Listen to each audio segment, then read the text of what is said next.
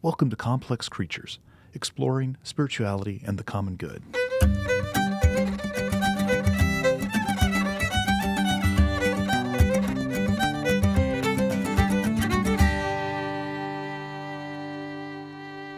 We live in a world saturated with stories, music, film, media, podcasts, the whole bit. And in them contain subtle messages that shape how we see ourselves and the world around us. The question isn't whether we're being formed by culture, but how. Today on Complex Creatures, I'm joined by Savannah Locke. She's a singer, a podcaster, and an author with a book coming out. She spends a lot of time thinking about the intersection of pop culture, identity, and meaning.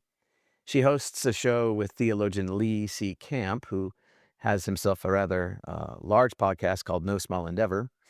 Savannah and Lee's podcast together is called The Subtext, where they go below the headlines to unearth spiritual questions and spiritual longings through pop culture and media. And it's an entertaining show hearing people from two different generations, but with one faith, reflect on the world. In this conversation, we explore with Savannah stories that form us and how art shapes us and how we as people of faith can engage pop culture. I find her to be an insightful, thoughtful, and very bright mind. I'm excited for her new music, excited for her new book, and I can't wait for you to hear her and get to know her better because her presence is growing, and I commend her to you. If you have ever wondered about how to take pop culture seriously without being consumed by it, well, this conversation might be for you. Again, thank you for joining Complex Creatures. If you like this or if it's meaningful to you, please like it, subscribe, and share with a friend. Grace and peace to you. Friends, today on Complex Creatures, I have Savannah Locke, a recording artist, an author, a podcaster, a Christian intellectual. Savannah, welcome to Complex Creatures. How are you doing today? Great. Being introduced as an intellectual is not up my alley, so I'm thrilled Well, to see, be here's the here. thing. I don't know.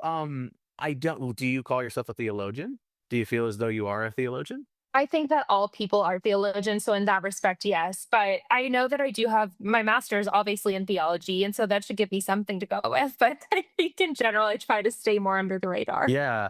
I have a PhD in theology from the University of Nottingham, and I've been a pastor in churches for 20 plus years. And I still say to people, I feel like my vocation is a pastor theologian, and I always get quieter at the theologian part. That part is like, well, I'm not a professor at a school, and I don't have books. I mean, I've got publications, but not whole books. So I'm like, and I have the insecurity, but the reality is, yes, we all are if we Mhm. speak and think about God. But then in a formal way, you are doing the work of what I think a theologian does. Besides the fact that you write, you got a book coming out we'll talk about. You have a wonderful podcast called The Subtext with Lee C. Camp, who is a professor of ethics at Lipscomb and has a very large podcast that's now made it to NPR called No Small Endeavor. And there you publicly speak about theological topics, issues of the day, thinking about the world through maybe a Christian analysis. Tell us a little bit about the subtext and how that show got started.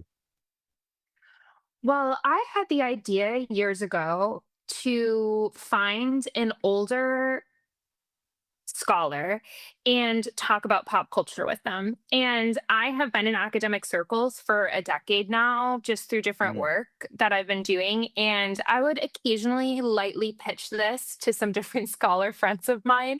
And they were always like, we love you, but no, like, we're not going to do this.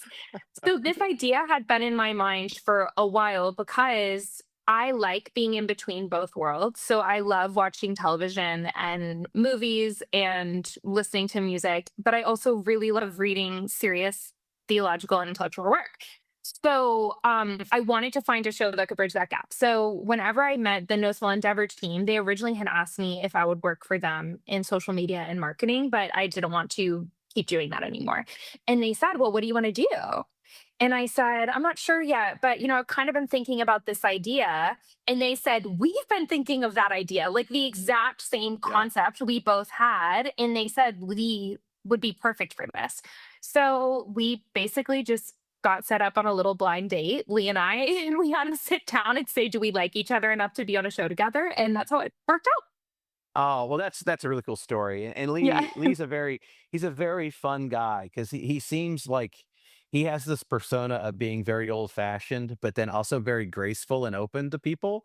And so he gives a vibe that he sometimes seems like he's teaching, and sometimes he seems like he's almost like a fatherly figure rolling his eyes at the kids. And he's a little bit of everything, but he's got a He's lot a of little bit of wisdom. everything. Yeah. He's got a lot of wisdom. So that's one fascinating thing that I think a lot of people who work in religion or theology or even philosophy are interested in, engaging pop culture.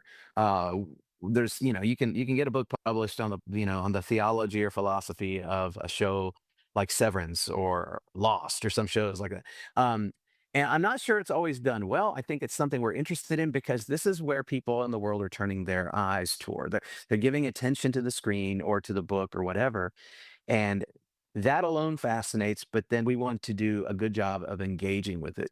Do you find it challenging to bring your faith to your viewing and reading habits? I know that you read a lot as well, or is that there a place that you just want to turn the faith questions off and just get away from it? I wish that I could probably turn my brain off. I think everyone in my life would be happy if I could, but I can't. No. Mm, I really enjoy finding this stuff. So I actually have a tattoo right here of a poppy. Because I don't know if you've ever heard of like the story of poppies in California with the wildfires. But basically mm, poppy seeds are underground all the time. And then when wildfires happen and they decimate all the shrubbery in the lands in California, the first things to grow back up are these, they're called wild or fire poppies, because the heat bursts open the seeds underneath the ground and that's what causes them to rise up.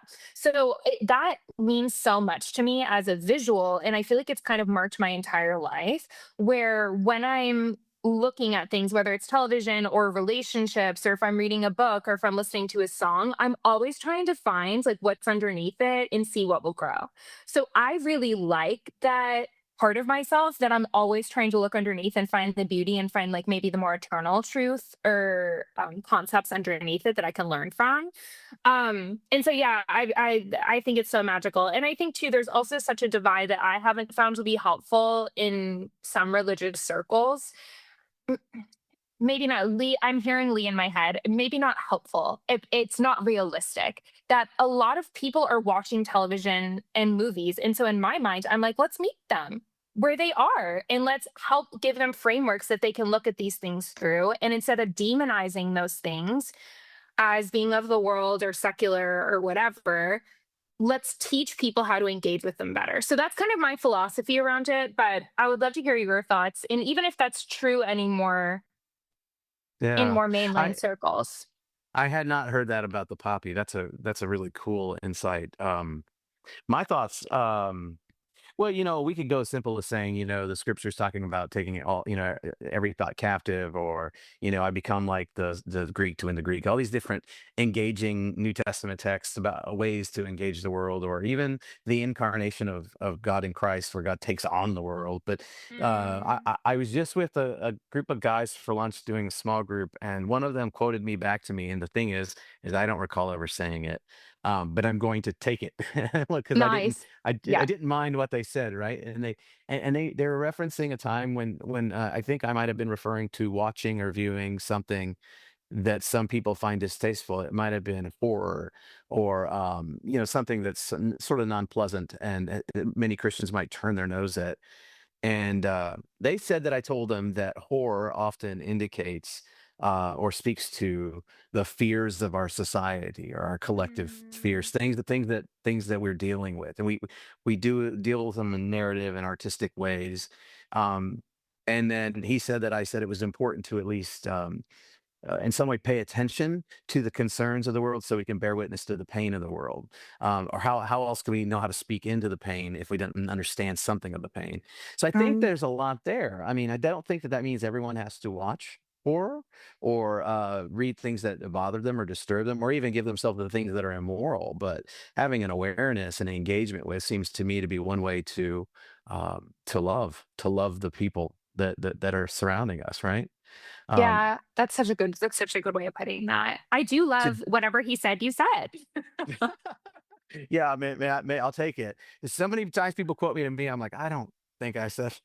You're But like, that sounds today, amazing. that sounds great, right? Today on your podcast, the Subtext, had an episode drop today with Lee, and you talk about Netflix, and you talk about the shortening of our attention spans. And that is a concern to me. I wonder how you're feeling about that right now.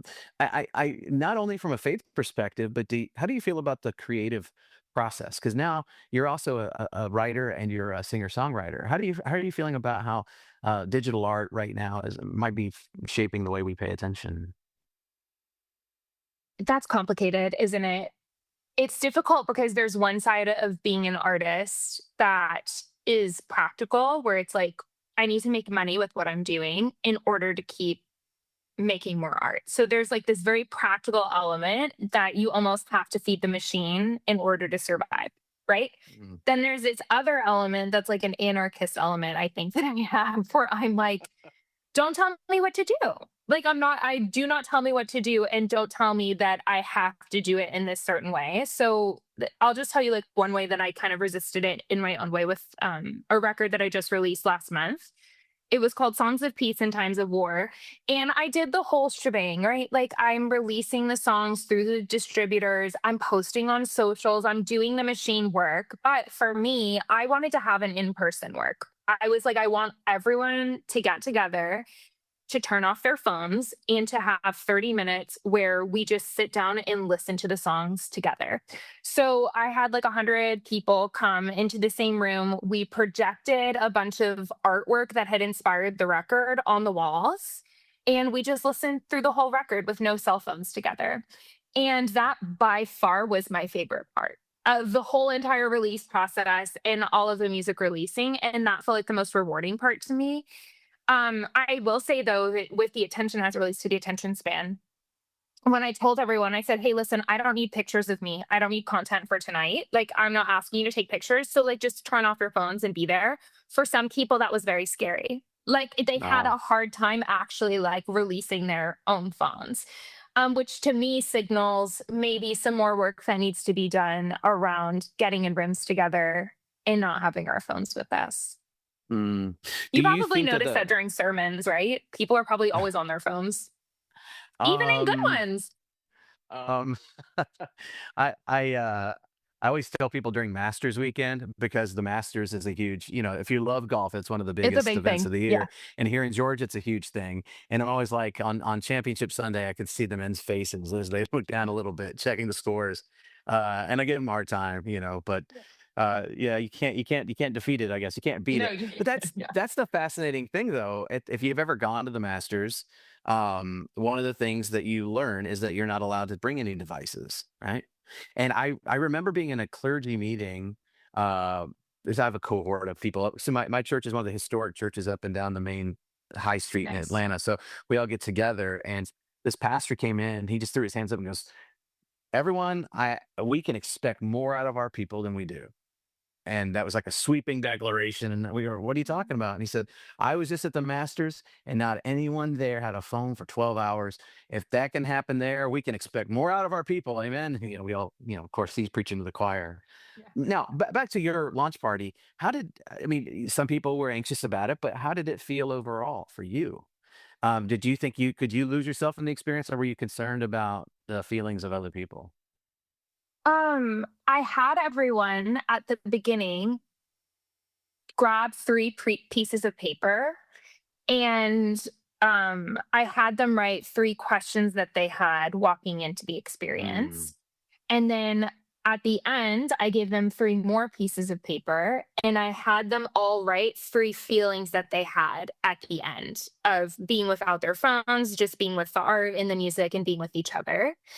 And everyone at the end, their words were like peace, calm, like clear headed. Like the idea of like when you kind of put in this work, a lot of the experience of it, once you get over the initial jitters of, oh my gosh, what if like someone calls and my kids, babysitter or whatever, like once you get over that initial anxiety, there's some calm underneath that.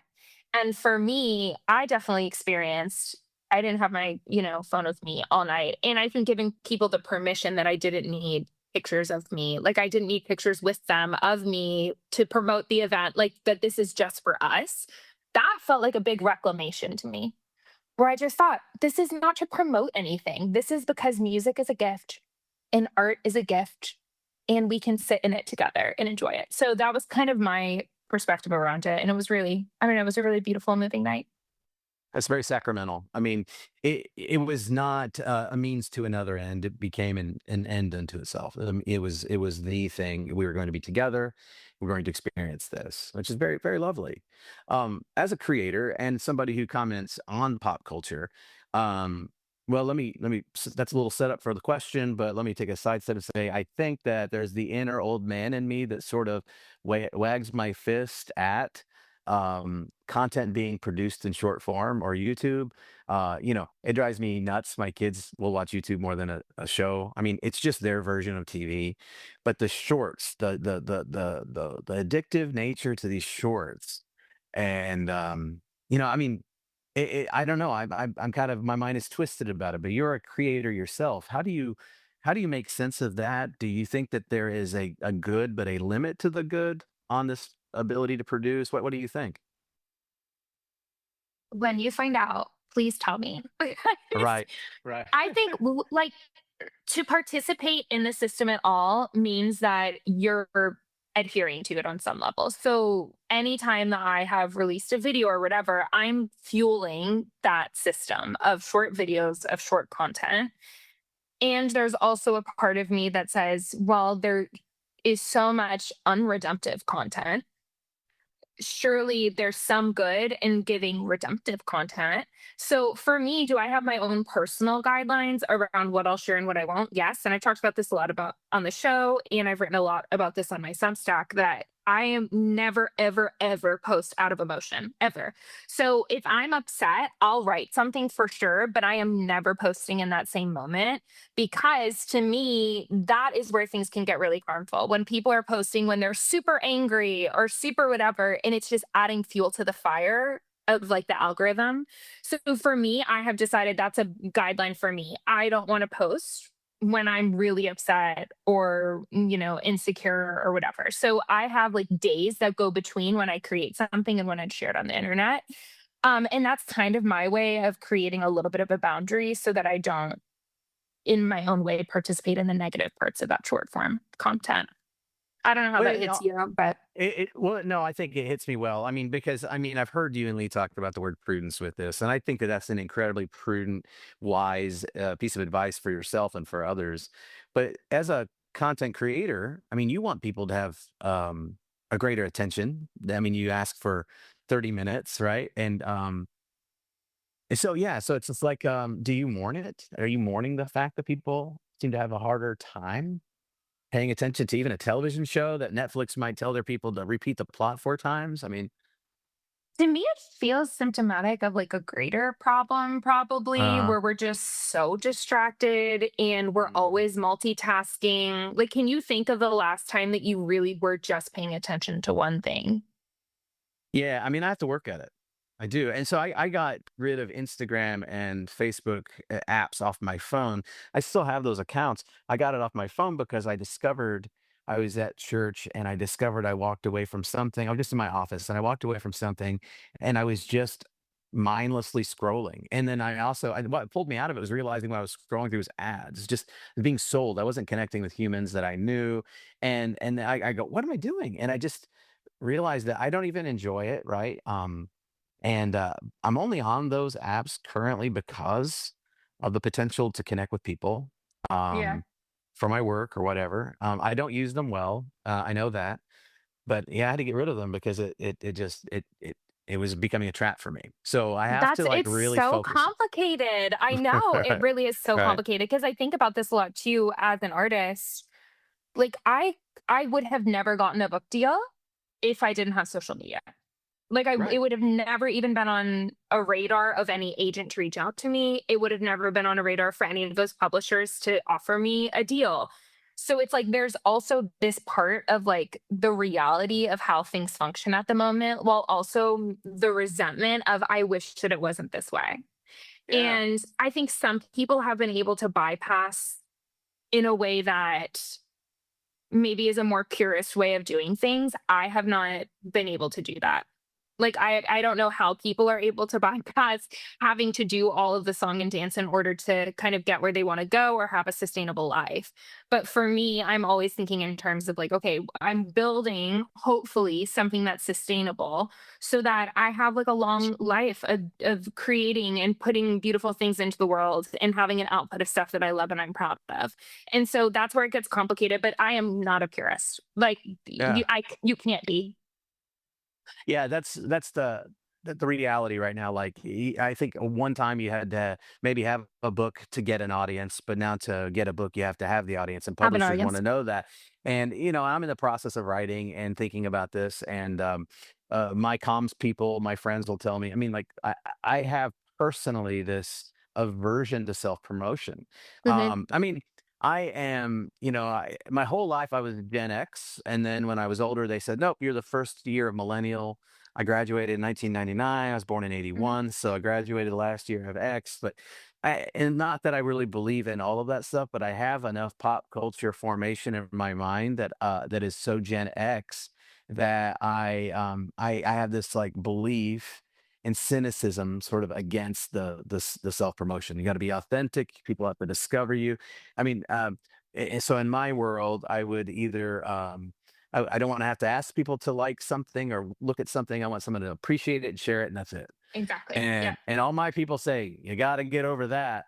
You're gonna have to get over that right now, right? And I just so yeah, I don't know. I don't have an answer for it at all. I'm just curious because you seem, in my mind, from where I sit, you seem to be navigating it well. I mean, Thanks.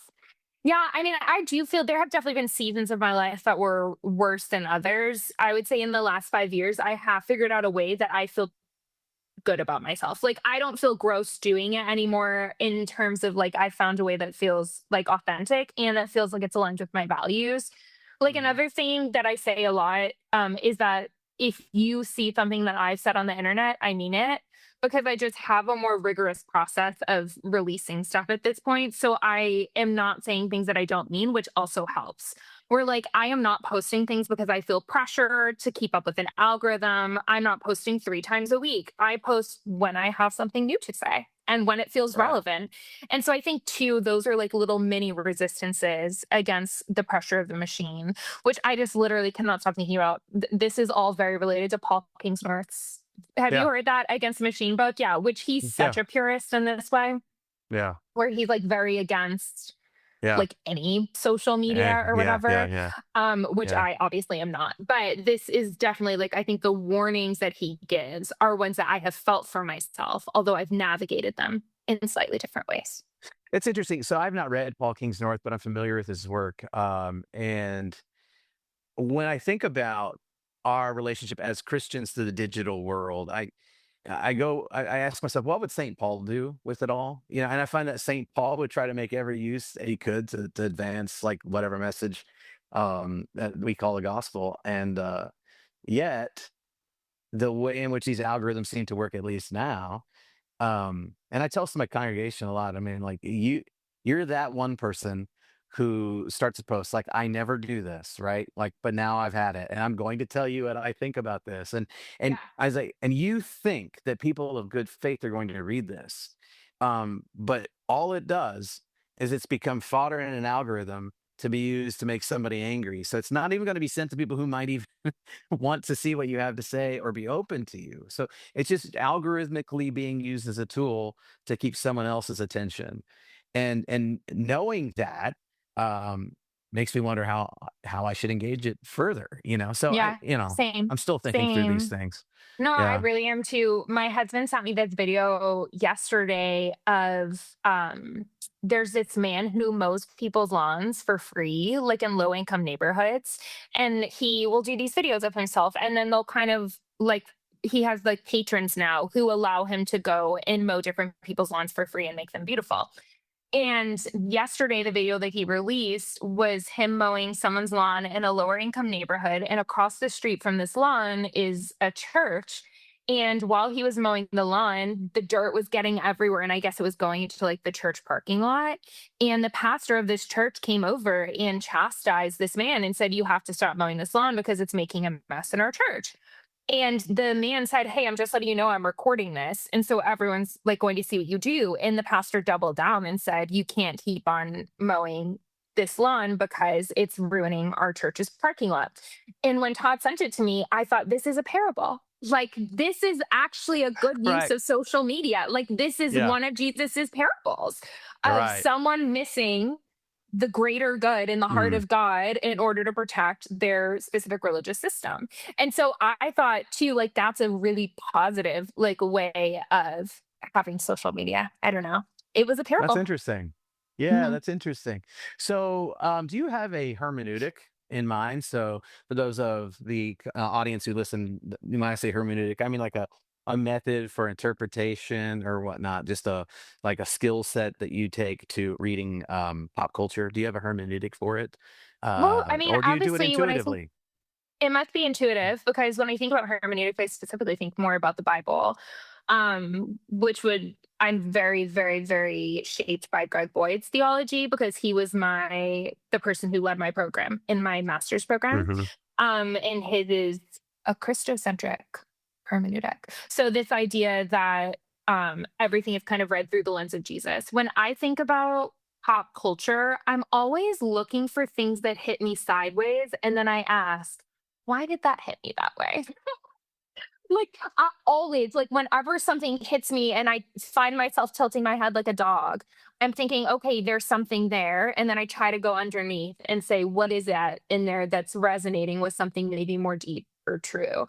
And so, like, one example is I rewatch Gilmore Girls every year. This you would not be Gilmore Girls' target audience, and I wanna No, name that. Like, I've watched all Gilmore Girls. I've "Oh, watched you every have?" episode. Yes, I have. I I failed, and that's so not what I would have expected. I went home, I went home and watched it with my mom every Thursday night when it was on, and then when my daughter, who's 13, got a little older and wanted to watch it, she also watches Buffy the Vampire Slayer as me The dream. periodically, The and dream. so I watched Gilmore Girls with her again, and I will say, during the fall, it's a vibe. It's a It vibe, put is on the Gilmore Girls. only vibe during the fall. It is the only vibe. I was literally just like watching when I was cleaning the other day, a episode, like an early episode from an early season, where there is this character named Max Medina, who was one of Rory, the daughter's teachers. And Max Medina starts dating Rory's mom in this process. And it was weird for Rory because she was like, "Wait, you're my teacher, and I know you as Mr. Medina. But then outside of the classroom, like, I'm supposed to just like be okay with you being Max." And so they start having this conversation, and Max was like, "Hey, you can call me something completely different outside of this building. Like, come up with any name that you want to, and you can call me that, so that way you can create like a separation because I know this is weird for you." And I remember tilting my head sideways, and I was like, "That's interesting." And I actually pressed pause on the show, and I was like, "What's there that's hitting me?" And for me, and I'm still like kind of working through this idea, but it's this idea of how I think that God has a lot of empathy for people who, within certain religious systems, have learned him with one name, but there's maybe some pain wrapped up in that. And I Oh. wonder if part of like this healing process for people in still staying Christian, but maybe leaving some of the institutional baggage behind, is them learning a new name for God and coming up with this new name for God. And I thought, wow, that's a really cool picture of that. That Max Medina wanted to have this relationship with Rory, but knew it couldn't be the one that he had before because of the institutional stuff. And so he said, let's come up with a new name that works.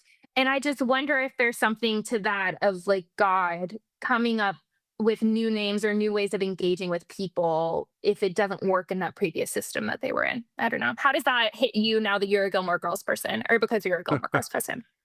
Well, firstly, I never liked Max Medina with Lorelai. I have to say that. I did not like it. I mean, I was just the loot guy through and through, and I couldn't handle it. I didn't have enough love for but yeah, I think I really I find that to be a fascinating read. That is definitely a helpful way, I think, to teach that to people. Especially when you're dealing with people who struggle to hold on to the traditional language for God. And yeah, I live in the world. I live in a world where my church is very traditional. Stained glass window. It's a historic church, and people they like to cling on to language we've been using. So it's very I would say there's a lot of Book of Common Prayer language Yeah. in the liturgy. But we're in a tradition that when we will often go that likes to rewrite hymns and rewrite creeds to try to reflect a non-gendered God. And I'm Hmm. always saying, look, God is Father. The traditional language doesn't mean that God is male. Let's just teach what it means, and so I kind of hang on to this kind of tradition. Yet at the same time, I fully understand, the traps around it. So it's kind of a both and for me. But I'll Yeah. find myself around folks who don't understand the pain that has been caused by lots of folks. And so I think that would be a very helpful way to teach that to people. I think that's really cool. That's Yeah, really I think cool. God as Father is a great example that has like a lot of energy wrapped around it for people because people Yeah. are not only associating that with a gender for God, but also associating it with their own experiences of their own fathers.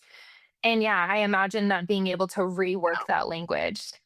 Is someone here to visit? Yeah. My son has been bothering me this whole That's time. fine. No, bring him Do you want to in. come say hi, Max, real quick? Oh my God, you have your own Max. Hi, Uh, Max. Hi. oh, I don't know if you Here. can hear. That's little Hi. puppy. Hi. What's the puppy's Max. name? Max, this is Prudence. See if I can Hold get. on. Can you hear now? Yeah. That's Prudence, the dog. Hi, Max. This is Prudence. What are you holding in your hand? What's the yellow sheet of paper? It's a note that I gave my kids telling them I'd be busy. What do you need, buddy? Aww. When are you coming? Give me a little bit of time. I'll come find you. Just a little bit. I'll see you in a bit. Love you. We'll be done so quickly. Shut the door, okay? Sorry. No, oh my God. Never be sorry for your kids jumping in. You have to, I have that's totally a fine. 13-year-old, 11-year-old, and a 6-year-old, and his name is Maximus, named after Saint Maximus the Confessor of the 7th century, because I did part of my PhD on him. And yeah, he is like my shadow. So Yeah, it's like my shot. he's been hanging out. This is a window here. He's been hanging out, waving at me, going, one thing, one thing. I'm like, no. And you're like, buddy, you're like, I Uh, can't do this right now. yeah, Oh my gosh. that's And funny. you naming him after St. Maximus also hits hard Yeah. for you as a pastor and a scholar. It's so nerdy. It's so nerdy. But yeah. Yes. I think you and I might have a certain set of sacred kind of kinship with this, because I'll be watching Moana with my family, right? I don't know if you've ever seen Moana. Moana's a good And one. and I'm like, oh, that's the Jesus story. It And is. I have family members who are like, no, this is based in Polynesian religion. I'm like, I don't care. The Logos Spermaticos, the seed of the gospel is there. Like she says, I've crossed the horizon to find you. I know Mhm. your name. I know who you really are. And she's going to restore the hearts at Tafiti. That is Jesus Christ crossing into our world to restore the brokenness of all creation. And I'm like, Yes, that's a Jesus story. And it is. people roll their eyes at me because they're like, "You do this all the time. Just watch the movie." And Just you're watch the like, movie. no, you're like, I will watch the movie and I'll bring additional meaning to it. That's the gifts that I can offer. And now you Yeah. can say I'm like a little fire poppy. You can get a tattoo Yes. for yourself. Yes. Yeah. Yeah. And I think too, like, I think it helps with some of the demonization of Mm. saying, oh, like it's not a Christian movie or it's not a faith movie. I think a lot of the times I watch faith centric movies and I'm left wanting because it doesn't feel real a lot of the Yeah. times and it doesn't feel complex enough. And I think that to be able to find the beauty and the truth and the goodness in stories that are maybe not intentionally Christian or filled with faith Mhm. is something that is a gift and it like helps bridge the divide. Yeah, I mean, so I didn't grow so I grew up, like some people, I grew up half Catholic and then half this other tradition, that was my mom's tradition. It was more of a Wesleyan tradition, and Nice. but I grew up with this love for beauty because of Mhm. the Catholic, and I'm very sacramental in my mind and Mhm. Mhm. theologically. Um, and then in the youth group that I grew up in, it was just everyone was a lot more conservative and than my family. Like when I was growing up, I mean, The Simpsons came on, and kids were like told they couldn't watch it. Well, we watched it as a family, and when I was 13, I got an earring, I got an ear piercing. Kids weren't doing that. It was like people looked at my parents and like shaking their head a lot. But my mom and dad sort of taught me how to engage the world, but not just, That's of amazing. culture and not go into it. And Uh, and then in seminary, I was taken by the philosophy of Soren Kierkegaard and his style of telling stories and writing in this indirect way to be creative, to make a point. And I guess all that really did shape me. And I would say today, as a mid-40s guy right now, I'm still trying to think about preaching that isn't just telling somebody to go and do stuff they already know they should go and do. Um, so it was the theologian Ted Smith, and I reference him all the time on here. He's wonderful, and he talked about how even preaching sometimes I guess pushed forward greater levels of secularity. He's like, look, in church, Mm. you'll preach a sermon, 20 minutes, people are probably bored, and all they're learning is to go and do what they already basically know they should go and do. Yeah, you have to get And if your sermon is only a means to another end, it's missing something. And so we talk about how in the sacramental traditions, it isn't a means to an end. Like the point is to be there for the event of grace, for the sacrament. Or in the Black church tradition, which goes on and on for many more hours than a white church, typical white church, it's a happening. People are there for something. It's not a means to an end. It's part of the end. It's part of the purpose of life. And so Mm. I am trying to preach that way more, where my sermon isn't just trying to get you to do something, but to facilitate an experience An that is experience. internal. And that's how I feel about a lot of the Christian art you referred to, where it's on the nose a sermon. Like, watch this movie, it's going to encourage you not to get a divorce, or Yeah. it's going to encourage you to push harder. Yeah. Yeah. Like, well, tell me without telling me, show me, make me feel it, make me go through this process where it works in me and on me after I've done watched it or listened to it, right? Yeah, the invitation to Mm, join in your own experience and your own process, it just that feels so smart too, where anyone can tell people what to do, but it's that part of like letting God, trusting God to do the work in people. So it's like opening up space and letting God do the work in a community of people. I think is so magical. I don't know if you know Brad Jersak and William Paul Young, but yeah, I know. they I know those names. I think I'm connected to them on social. I don't think I know them personally. okay, Yeah. yeah. So they are very like awesome. I mean, theologians in their own right for sure. Brad is a Yeah. president of a seminary, and William Paul Ah. Young wrote The Shack. Oh And yes. they had this event like last year that I know Brad. So me and two of my friends went out to this event, and we were like, oh, we actually don't know the structure of this thing at all. I think they're going to do teachings. Sure, like we'll learn about atonement theories. I have no idea. So we like sit down and realize that all of the teaching was going to be pure experiential. Mm, So they like kind of set up some theological thought for sure. And they would talk a little bit about the Bible, whatever, but like for 5 minutes. Then for 45 minutes, they were like, invite God into your mind. What does God have to say to you about this? And you just kind of like sit there in silence and do this work of processing with God. And you can open it up to conversation with other people if you needed to talk about it. But that was far more impactful to me than any like retreat that I've been to otherwise. So I've probably mm, been to like 100 retreats over my life with really smart people telling me really smart theology. But when I think about what has really moved the needle, it's been things like that that have been more experiential versus mm. intellectual. Let me switch questions a little bit, or switch focus, and that was lovely, by the way. But let me switch Mm. to this question I've been wanting to ask you. Um, do you see any elements of pop culture currently, right now, where I think about how to ask it? Areas in pop culture that seem to be fertile for theology, or maybe doing implicit theology, or places where you're finding connections, any more than any other areas?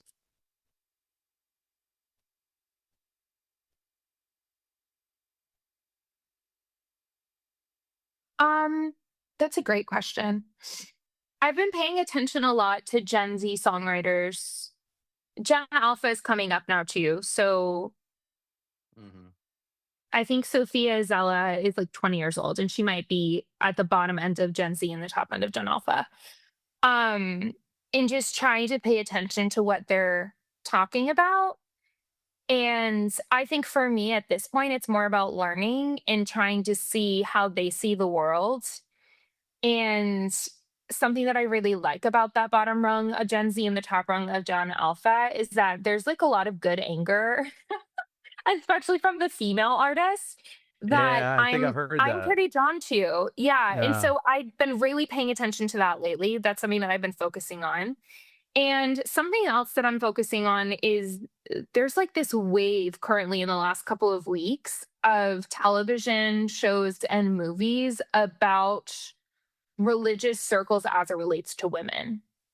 Mm. So I'm thinking about there's this documentary series called Trust Me that's on Netflix that's about a fundamentalist Latter-day Saints movement relating to women. And then there's another documentary or television show that's huge right now called Unchosen Hmm. that is about like a kind of a sectarian cult in England that has a very dynamic experience as it relates to women. So I think that is going to be really interesting to follow of Mm. why are those waves of Handmaid's Tale type stories coming out again and what is that communicating about what people are thinking about. Yeah, in a similar way, I've been paying attention to well, what I it's not so much pop culture in terms of film, television, music and writing. Although I see a lot of God coming out in a lot of that work right now. Yeah. Just it's coming up in different ways. I mean, I know that everyone here has read the no, Theo of Golden, Yeah. because it's a Georgia thing and people here know him. So like there's stuff like that all the way to um, um, well, you mentioned some stuff right there that's just on television, but I Theo of I keep Golden, by the way, being yeah, so successful is a fascinating data point for culture. it is. Have you It did is. you read it? I did. I finished it the other day. I heard you and Lee talking. He said it's a bit saccharine or sweet, sentimental for him, but he couldn't put it down. I actually really struggled with it. I love what it was saying, but I really struggled with some of that, the formality, the language a lot. I was like, man, this is like a slog for me. I had just read No Country for Old Men and Fight Club, which are your grittier books, and then it served as a bit of a palate cleanser, but it was harder for me to get through. And And then that's I like, cried my eyes why out did at it the end. take and then I cried my eyes out at the end. This is what is so interesting and why I Yeah. cannot wrap my mind around it. Yeah. Hmm. Obviously, that is tapping into something that is hitting a need right now in Yeah, it our is. culture. And I'm like, Yeah. what exactly is that hitting for you? Because it's not a realistic story at all. Like a No. lot of the characters felt very one dimensional to me. There's Yeah. some exceptions there, but it felt Yeah. very like stereotypical in a Yeah. lot of ways.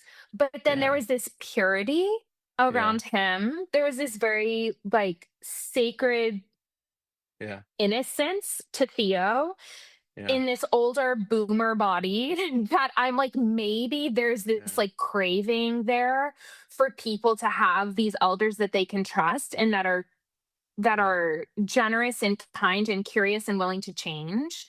Because that book I is an enigma. I do not understand why it did so well. Not because I'm critiquing it as like a piece of trash. I'm not. It's just it doesn't make sense to me. Right. I told some people. I mean, like there's the point where he gets to chapter 45, I think is it's the Lord's Supper chapter. And I mean, well, at some point he starts mentioning Andrew Peterson and the wing feather. I'm like, oh, he's just like going straight, okay, all right, and Theo, the name. And but at some point I'm like, this book is all about attention. It's all about paying attention.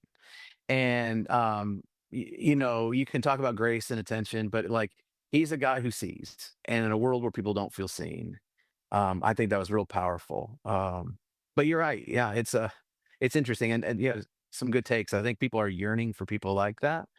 Um, but I was going to say where I'm seeing God come up a No, lot is sorry. is just no, no, no. I'm just it's in the popular sphere of technology, right? Like I've never um as a pastor and theologian in my whole life, I've never witnessed this where I can listen to an interview with Peter Thiel and he can talk about the Antichrist and he can talk about the creation of God and listen to, an interview with Ben Sass on Ross Douthat and about I mean, like the politicians and thought leaders, and then let's not even go into Christian nationalism. But Mhm. when you have Hegseth and his pastor talking the way they're talking, They'll both then, yeah. all in the public sphere. It is very interesting to me. And I'm also sort of cynical toward it, right? Um, lots of Christians, lots of well-meaning Christians I know want to make hay on it. Hey, this is our opportunity. Look at this is a great sign. And I'm like, I don't know that it's a sign of good. All I know is it terrifies me completely that it'll become instrumentalized or that it is instrumentalized, right?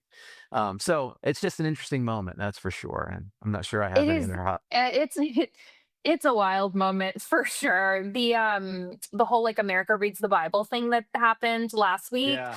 I was like, this is so interesting. Like, I feel like I should be happier about this than I am, but it just Right. feels like there's some teeth on Yeah. everything where it feels a little weaponized. Mm-hmm. And when I think about Dietrich Bonhoeffer in like the early 1930s, he gave this speech that started with, it's very famous, you probably read it, that Hmm. starts with "the church is dead." Yeah. And then he goes into at the end of this speech, like basically speaking up against nationalism. And at the end, he said, "Don't say or even act like you take the Bible seriously. Like, you read the Bible for you, you don't read the Bible against you anymore." And thinking about like that idea of like reading the Bible for us as a weapon for us to use against other people, rather than letting the Bible be read against us, against our lives, to confront us and our own biases. And I think that's the shift that I see, is like reading God as for us rather Right. than, and I don't mean against in the sense that God is against us, but letting God confront us. And I Yeah. think that that's like the differentiation that I'm noticing that makes me feel a little uncomfy. Where I'm like, yes, Mm-hmm. I'm very pro God and the Bible. Like, I love all of it, but there is this Right. like shift that can happen where the power differential goes from up to down rather than pointing it on ourselves. There's this rabbi that I don't know who it is anymore. I heard him interviewed on NPR like a decade ago, and he was doing a translation, and he was talking about doing unique, non-typical ways of translating like the genitive clause. And Hmm. so instead of saying like our God, he just translated the God of us. And I found that to be very impactful because he just switched the words around and it kind of jostles you out of some dogmatism because our God can be easily considered to that thing that we possess God or that God stands on our team side. And it's the God of us. No, it makes it feel like we have to be on the side of God in a different ownership way. And so I do feel like that shift is very important. And you're right. We're reading the Bible for us. God is for us, without reading the critique. That's always there. That's always there, right? In Texas, And if you read it Texas for without the sure. critique, then you are just going to harm other people. I don't know. It's like that. It's Mm, that thing where if it's assumed that I have it right, mm, that's where you can start doing a lot of danger, I think, in the name of God, because you just assume. Like, it's the Constantine vibe. You know what I mean? Painting the thing on right. the shields and on the weapons. What is that thing called again? Oh, the cross. Yeah, I don't know what to call The it right now, Cairo. but yeah, Painting the Cairo. Yeah, Cairo yeah. on the shields and all of that, just Mm, assuming like God is on my side as I kill you. God is on right. my side as I condemn you. God is on my side as I exclude you from these different policies or whatever. And it's like that harm that can be done is really scary to me at the moment as well. Yeah. Yeah. Well, we've been talking about pop culture, but you're also a creator. As we said, you're writing a book and you have a new album out. For the last few minutes we had together, let me ask you about the life of creativity as a Christian, but as just a creative person. Where does your inspiration come from? Um, okay, well, Stephen Wilson Jr., do you know who that is? Steven Wilson Jr.? Stephen Wilson Jr. Yeah. I don't think so. He's this insane songwriter. And I don't think he's very like Christian or anything like that. But he had this amazing interview last week where he said he was asked where he gets his inspiration from. And he said, I don't really ever listen to other people's music when I'm making my own. He said, because I think that being in the silence is where I'm able to find my own voice. I Mm. really resonated with that. That for me, the inspiration comes from shutting the F up. You can bleep that out. Sorry, Eric or Alan. Like shutting up and just letting the silence do its work. Yeah. And I think to your point about Theo of Golden, I love that noticing of it really is about paying attention. And I know for me, like I just showed you my dog earlier. Hmm. Sometimes I'll go to bed and Prudence will be laying on the bed just staring at me, and I'll realize I haven't even looked at you today. I fed her, I've taken her out to go pee, I've done the whole thing, but I haven't actually seen her. And I think for me, I'm at my best creatively when I've seen my life. Like I'll live my whole life for days and days on end, and I'll go to bed and not have actually seen it. And so I'm at my best when I've really made eye contact with my own life and made eye contact with God in my life Mm. and really noticed what's happening. But dear Lord, if I am good at that, no, I am not. But I'm That's trying. it. I'm really Do, trying. do you feel like in creative act, you're participating in God in a way that is unique or special, or do you feel like it's just another way, another modality of participating in the life of God? Is it just one more thing alongside of prayer and something else you do spiritually, or is it God, we do exceptional need to there? talk about prayer. Literally, what is it? Like, I was just thinking about it the other day. I'm like, hopefully, all of this babbling I do counts as prayer. Like when I'm Well, in how the do you, car and stuff. how do you pray? Like tell me what it's like when you pray. That's the Do you just thing. speak? Do you speak out loud to God? I think that my creative work is my prayer. Like I'm pretty Uh, sure that that's how I'm in the mm, ring with God, like trying to make sense of a lot of this stuff. mm, And if I'm in an SOS moment, obviously, yes, I'm in the car being like, help me, I'm freaking out. hmm. But in Right. general, I feel like it's this me getting in there and saying, okay, like I'm going to bear witness to what I'm seeing in the world. And like, God, like, show me what I'm missing. And I feel like that's where like the reciprocal nature of our relationship comes into play is with my creativity. So I hope that that counts as prayer. I do the Lord's Prayer every week at church. It counts as If prayer. that helps. I'm just gonna go ahead and tell you, it counts as prayer. Yeah, I'm very, yeah. There's so much. I'm very tied into a lot of ancient Christian sources. Work and prayer that are daily rhythms are prayerful. Like that by living a life, we are already participating in the life of God. Being attentive to that is prayerful. There's different sorts of praying for sure. Hey, listen, I realized the other day, and it's probably the other day means the other month. I realized the other month Yes, that always. my practice of solitude isn't very good. That Mm. my daily rhythm is I get up at 4. On the best days, I get up at 4. I come here, I write for 2 hours, and then I go outside to a cold plunge. You don't know this about me, but I had a liver transplant 2 years ago, and I can't take a lot of pain meds. So the cold helps if I have that. So I do that, and then the kids Hmm. are up. So then now I go upstairs and I work at the table for during breakfast while they're getting ready, and I'm moving on to church work. I try to go train, and I try to go to the office and all these things in the morning. Um, and I really thought for like a long time, man, I'm doing really well. I've got enough alone time. I've got time focused. And then I just had an epiphany that none of that time is without distraction. Like I'm listening to a podcast or an audible book, or I have the television on, or I have music on. Even when I get into the cold plunge, that's sort of like I'm stimulating myself. I'm not allowing myself just to be in that state of silence and possibly boredom. God forbid boredom. Hmm. So I then decided, okay, I'm going to spend the first 10 minutes of every day trying to reflect on God. And so then Mm. I lay in bed and I started thinking about, God. I would think of scripture, I would think of prayer, I would think of, gratitude. And then your mind does what it does. The monkey brain comes in and monkey mind, and you wander off, and then you come back to God in some way. And I'm so Midwestern that, it's like, oh gosh, Lord, I'm so sorry. I'm so sorry. I forgot to, I mean, I'm such a bad Christian. I'm not a very faithful follower, and I'm now doing this to myself. And then just the light bulb went off again, that every time I do that is a chance to come back to God. And that's a gift. And so then I shifted it to now I just say a mantra, which is one of the Psalm of Ascents, famous one. I lift my eyes up into the hills, from where Hmm. does my help Hmm. come from? So I just say, no, I lift my eyes up to the hills, from where does my help come from? And that's just my way of trying Mm. to bring myself back to some sort of quiet stillness with God. And I don't know if I say much else, I don't know if I spend time praying for world peace. Um, I don't know that I need to pray for world peace for God to care for the peace of the world. You know Hmm. what I mean?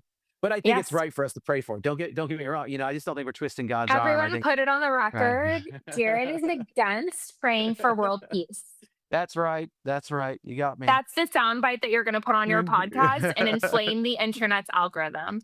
But yes, no, I hear you. So why do you think that it's hard? Is it just because of the state of your life with having 3 kids and blah, blah, in the church and all that? Mhm. Or do you think that it's a personality thing that makes it difficult for you to prioritize that?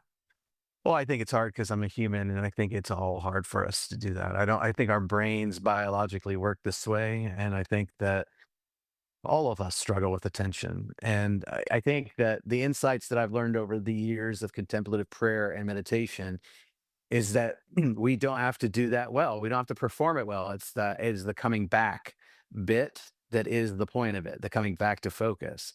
Um, and I do mean this by saying I'm so Midwestern. Like when part of the value system that I have in my own like just raising is like even when I found out I was sick with this late stage liver disease, like the mentality is I'm going to get an A+ in liver disease. Like I'm going to do it well, right? Like I'm going to be a good boy and get it all done right, right? That's the way it is with prayer. Like I'm going to do it right. And but the whole point of it is to bring that attention back to God. And I think that's the secret of it. And I just think it's who we are. As the process of this process, which sounds like a very big health process for you of Mm, whatever that has been like, and I don't know what diagnosis you got, et cetera. mm. But has the lack of control in that area informed at all how you experience yourself in that Midwestern place? Like, how has it challenged that, and how has that shifted for Yeah. you? You know what? This is a big thing because I'm trying to write a book right now. And the concept of it is on sacred, like pilgrimaging, because for a long time I was trying to write a memoir about my experience, but it's very hard for me to do that. It's like painful to do. And maybe that's Mm, where something helpful is born. But I also spent the entire Lenten through the first Sundays of Easter on a sermon series on pilgrimaging through Lent with Jesus at the cross. And so I was doing so much work on the spiritual concept of pilgrimaging and the way we see the world in an old and in a more medieval ancient way as opposed to a modern more the sacred terrain and all this, that I realized that so I should have also said the way I understood my sickness was a pilgrimage. So all these things have come together and I want to write about it because mm, when you get really really sick, and there's a lot of stuff written about this, people often conceive of their sickness as a battle or a fight, and then some people conceive of it as a journey. And then there's the question of which one's better, because if you have an illness and you're in a fight and then you're never going to overcome the illness, like it's terminal, does that also give you like the sense of being, that you've lost, that you've failed? mm, And in my experience, when went through this thing, it was unforeseen. I didn't expect to get sick. It just happened. For a long time, at first, the fight really worked for me because it gave me a sense of agency. mm, Um, and then about, I don't know, a couple weeks into it, like you get tired of that. In a fight, you don't know if you're gonna come out of the cage, right? So like that's exhausting. And it was a marathon. So then I really shifted to that journey language. But then for me, the knowing that I was going somewhere was very helpful, but I still employed the framing of fight periodically because it was mm, helpful for me to have short-term motivation for things that are really challenging. And, but at some point, I realized that my journey needs to go somewhere where I come away from this entire process, not just healed, but completely different. And then I just realized on a walk, like that's what a pilgrimage is supposed to be, a journey of mm, transformation. And for me, that is a great way to understand our lives. That's a way we can frame our lives. It's helpful, whether or not you're in a sickness or if you're just suffering spiritual malaise. If you can reframe your life as a pilgrimage and see that you're going somewhere that's supposed, it means each step of the way you're anticipating this divine encounter and transformation. So I think all of this is still happening in me, still working on me because I've gone out and onto the road. I've had my encounters and I've come back differently. But you should not, it's a constant process of changing. So anyway, we're not here to talk about all that. no, we are here to talk about that. Yeah, that was amazing. Listen, I'm going to let you go, but tell me about your new book. Tell us the title. Tell us what it's about. Tell us who published it and when it's coming out. Well, this is coming out in a year, so we have plenty of time. It's called Every Question Jesus Asked. It's being published by Simon and Schuster up in New York, and Wow. will come out, yeah, like right before Easter time, which is really exciting. They were like, it's a Wow. very Jesus-y time of year. And I agree. And so will be Jesus-y time very of year. a Jesus-y time of year. Yeah, so I'm super excited about that. And the record that I talked about with the release Yeah. party was called Songs of Peace in Times of War, which I named in August of last year, which is kind of Oh, wild to think about. Yes, I know. yes. So Wow. very convenient timing. Yeah, but Can you're a you can delight. you This write is so an great. can you write an album right now called Everyone's Flourishing, and it'll come out later, and then maybe we'll all be flourishing and doing well? Literally, I totally should. It's Yeah. like I'm gonna Yeah. do it and speed release it. It will come out next month. Let's just get Yeah. this on a better track. What's your website where we can hear your album, and tell us about the podcast and where people can find that too? Oh yeah, the Subtext is the podcast that Jared talked about earlier with me and Lacey Camp. And all of this is just on God's internet. So wherever you want to find me, you can. My name is Savannah Locke, and I'm just everywhere on the internet. All So right. you can check it out. Well, Savannah, thank you so much for joining Complex Creatures. Get it.